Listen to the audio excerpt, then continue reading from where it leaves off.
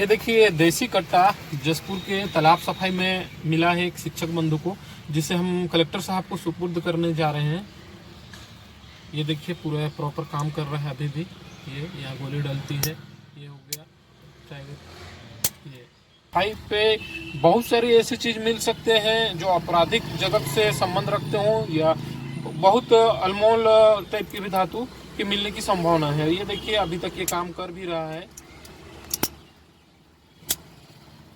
और बना